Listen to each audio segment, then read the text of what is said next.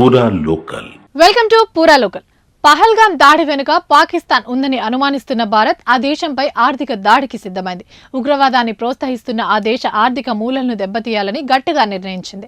ఈ మేరకు 2 financial స్ట్రైక్లను plan చేస్తోంది. Financial action task force grey list లోకి పాకిస్తాన్ ను మరోసారి తీసుకొచ్చేలా గట్టి ప్రయత్నాలే చేయాలని భారత్ యోచిస్తుంది.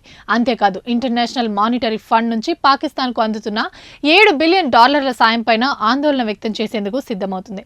ఇప్పటికే ఆర్థికంగా వెనుకబడి ఉన్న పాకిస్తాన్ భారత్ తీసుకున్న ఈ నిర్ణయాలతో మరింత చితికిపోనుందని నిపుణులు చెబుతున్నారు. ఇంతకీ భారత్ ప్లాన్ ఏంటో తెలుసుకుందాం. FTF ఒక అంతర్జాతీయ సంస్థ. మనీ లాండరింగ్, టెర్రర్ ఫైనాన్సింగ్, ఇతర ఆర్థిక నేరాలను నిరోధించడానికి విధానాలు, మార్గదర్శకాలు రూపొందిస్తుంది.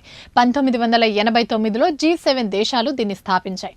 ప్రస్తుతం ఇందులో 40 సభ్య దేశాలున్నాయి. ప్రపంచవ్యాప్తంగా ఉగ్ర కార్యకలాపాలకు నిధులు వెళ్లకుండా ఇవి కొన్ని నిబంధనలు ప్రవేశపెట్టాయి. ప్రతి ఏడాది ఫిబ్రవరి, జూన్, అక్టోబర్లో ప్లీనరీ సమావేశాలు జరుగుతాయి. ఇందులో సభ్య దేశాలతో చర్చించి పాకిస్తాన్ను గ్రే లిస్టులోకి చేర్చేలా భారత్ ప్రయత్నిస్తుంది. ఇంతకు ముందు కూడా FTF అనుమానాస్పద దేశాల జాబితాలో పాకిస్తాన్ ఉంది. 2018 జూన్లో దాన్ని FTF గ్రే లిస్టులో చేర్చగా 2022 అక్టోబర్లో నిషేధిత జాబితా నుండి తొలగించారు. ఇక 2024 జూలై నుండి 3 ఏళ్ల పాటు పాకిస్తాన్కు IMF నుండి $7 బిలియన్ల సాయం మంజూరుకు ఒప్పందం ఖరారైంది. అయితే ఈ ఆర్థిక సాయాన్ని పాకిస్తాన్ టెర్రర్ యాక్టివ్స్ కు ఉపయోగిస్తుందని నిధులు విడుదల చేయకుండా IMF పై ఒత్తిడి తీసుకురావాలని భారత్ ప్రయత్నిస్తుంది. ఈ 2 ఫైనాన్షియల్ స్ట్రైక్ తో పాకిస్తాన్ ఆర్థికంగాను దెబ్బతీసి ఇరుకున పెట్టేందుకు పాములు కదుపుతోంది. ఇవే ఇప్పటివరకు అప్డేట్స్. మరిన్ని అప్డేట్స్ కోసం చూస్తూనే ఉండండి పూరా లోకల్.